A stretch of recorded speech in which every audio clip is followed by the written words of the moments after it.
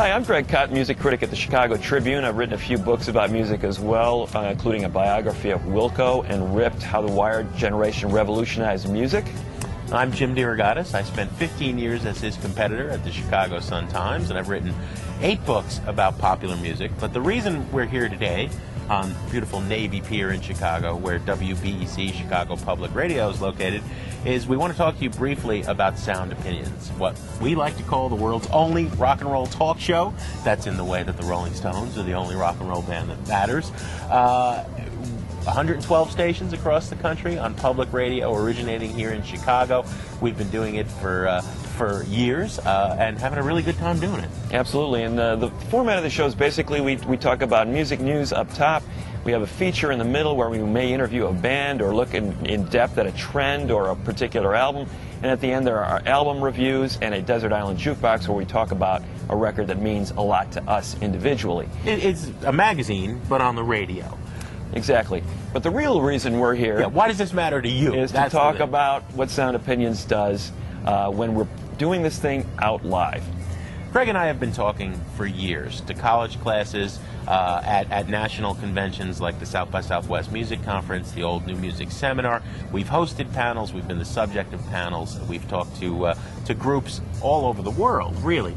And since the radio show's taken off, we've been doing events live at colleges primarily and other speaking engagements where we can bring a number of different topics. I mean, really, you can throw in any topic in the universe of music at us and we can talk about it for an hour, but we have a couple of fairly successful programs that have gone over well. Yeah, absolutely, and I think the key things with our presentation live is that it's very interactive. We like to think about us as starting the conversation. It's not just about the two of us talking, but it's very interactive. It's very much getting the audience involved, and we've had great feedback wherever we've done these events.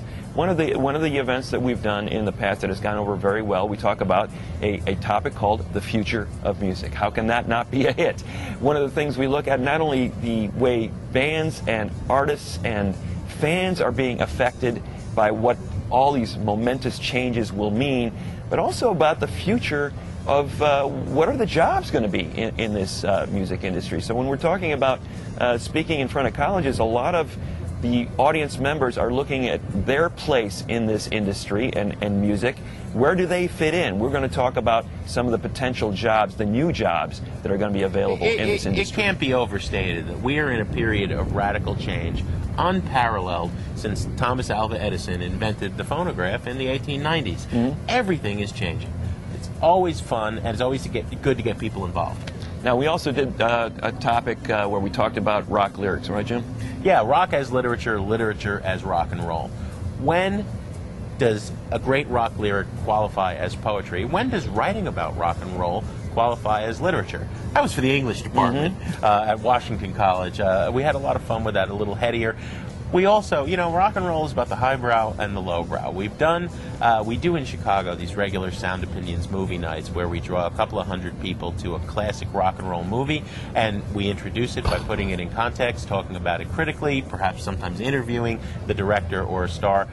We've done the greatest rock and roll movies ever in places like the Pabst Theater in Milwaukee, where we each choose 4 or 5 and go back and show clips of that, and then get the audience involved in giving us their favorites. It's a no-brainer. How can you not like a night that brings you like Spinal Tap, Don't Look Back, the Dylan film, and Give Me Shelter by the Rolling Stones? Jim and I also recently collaborated on a book called The Beatles versus the Rolling Stones.